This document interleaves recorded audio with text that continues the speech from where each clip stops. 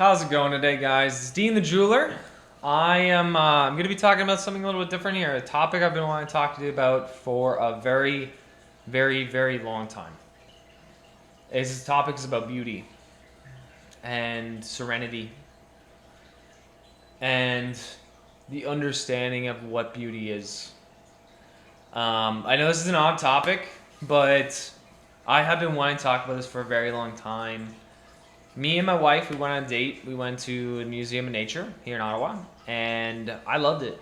It was great. We got to see all like dinosaur bones, crystals, different kind of minerals, all this different type of stuff. And as I'm like walking back home, I'm looking at all these buildings and all these people walking by me, and I just like year over year, this just keeps getting worse and worse in my head.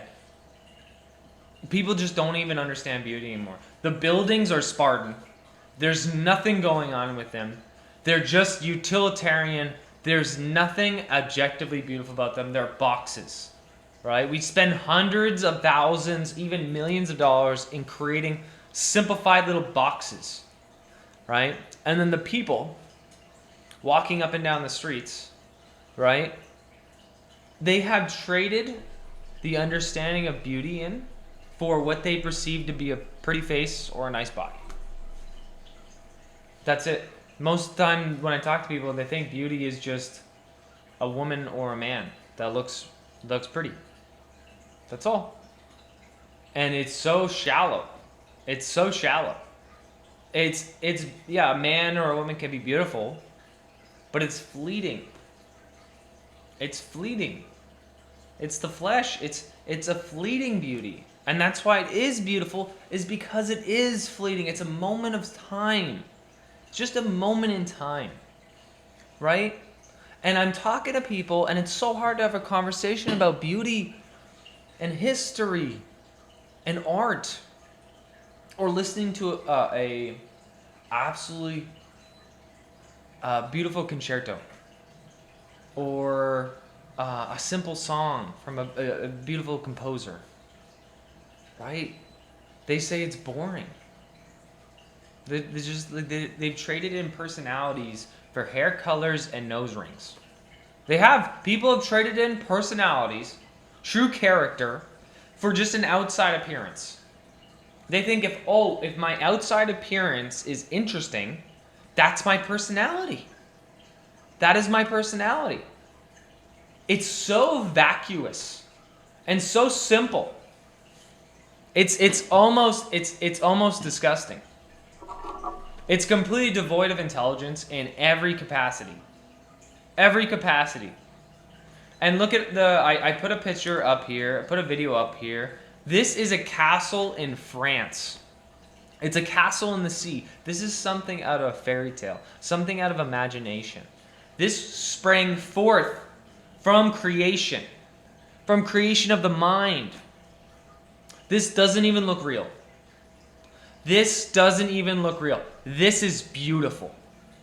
How the trees are on the entire island, how they swirl around the church, how there's the outside edifice, the strong walls that hold the kingdom together.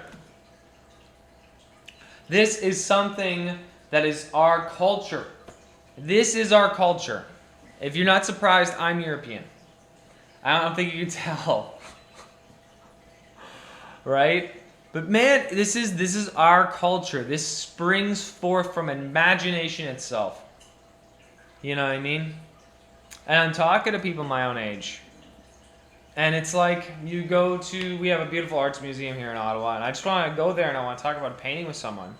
And it's like they need the painting to be explained to them. I was like, can you tell what the painting means? Look at it. The artist is communicating something to you. It's simple. You know, when someone plays a marching band, you march. When they play a waltz, you waltz. The painter is communicating suffering and misery and the beauty of life in that suffering and misery. It's like 90% of all the paintings here. Right? And then some of them are telling an even deeper story. Why do you need to be told that? It's already saying something. I honestly believe most people have lost the ability to even articulate what beauty is. I have met more construction workers in my line of work that understand beauty, and these are just guys, hard guys, work out in the sun for 30 years, over some of these people that they study it for a living. Seriously, people that go to university for like 10 years of their life, have an artsy fartsy job, I find don't even understand beauty as much as a construction worker can sometimes. Because at least the construction worker, right? At least when he makes something with his hands and he creates it from his mind, right from his mind's eye, he creates the thing and he puts in what he perceives as a form of art. He's performing the artistic endeavor. Even at its most simplest iteration, it is unique. I think they have a better understanding of beauty than most people. Because at least they're practicing the artistic endeavor. I have met so many people that are so knowledgeable in art, and yet they are as they appear. They have no personality at all. They are exactly they are as they appear. Now, I always say perception is reality, so you always dress to impress, always want people to see you as you want to be seen. But when that is the exact dimension of your character, dear Lord, we have a problem. We have a problem with my cult, with my generation, with the generation before my generation, with the boomers. They have all, including my generation, we have all sold our freaking entire cultural, artistic appreciation out for vertical integration. Vertical integration. Just because this widget, essentially, we're building a unit, we're building 1 million units. So we're gonna for vertical integration's sake, we're gonna actually get 1 million of these widgets for our 1 million units, right? Well, why don't we make them a little bit more pretty? Well, that's going to cost an extra 5 cents a unit. That's it. Most of the time when it comes to beauty, it's that small. It's like, okay, our lamp posts. Why don't we put some really beautiful swirling leaves on them in metal? Some swirling leaves on them in metal. And that's what we're going to have at the bottom. And we're going to encapsulate these swirling... It's going to be encapsulated right at the bottom with swirling leaves. Maybe there's going to be a cherub or something. Right? Something interesting. Right? It's like, okay, difference is like 5 cents. And people think it's like, no, it'd be way more expensive. No, it's like you make one, and then you're just casting all the other ones. Right? It's literally, it might be a little bit more expensive. And the thing is that, and they're like, well, a lamppost a lamppost. Why does it have to have any artistic appreciation whatsoever? And it's like, that is the problem with culture today. It's like, wouldn't you love to live in a world where you can go down the street and you can just have a beautiful sigh? And you can just look at a lamppost and appreciate it? I want to live in that world. I want to live in a world where I'm captivated. This captivates me. Let's take a look. This will captivate you.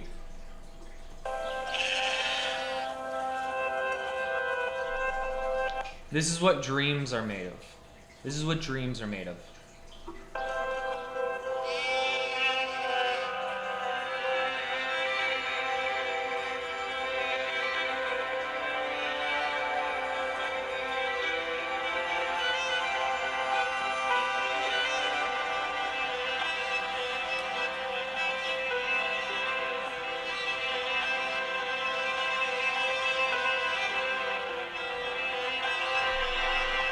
This is France.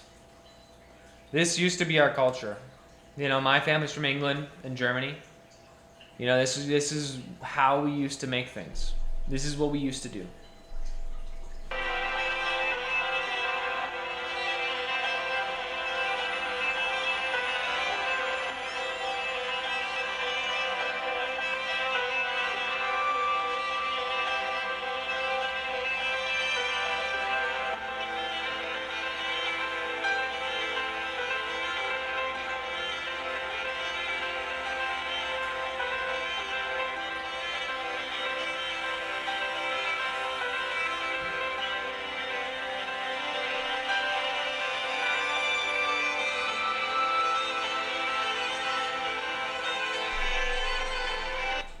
And this is the land that inspired J.R.R. Tolkien. This is the land that inspired great works. This is the land that inspired beautiful paintings. This is the land that inspired such miraculous things. Looking at this right here, this inspires me. This inspires me. Jagged cliffs at such high peaks, with snow covering and clouds swirling around, with beautiful forests below. This is beauty. Right? This is nature's beauty. We are stewards of this planet. We need to emulate this. We need to emulate the beauty of nature, of the natural world, and incorporate it into our everyday life. As a jeweler and as a human being, I have given my life over to creating beautiful things. And I'm not coming from this from some like hoity-toity position. I think it's missing. I think we're so dull. So dull. Like I said before, we traded in personalities for hair tones and piercings. We have completely. And we don't even understand where we're from. We don't even understand where we're from.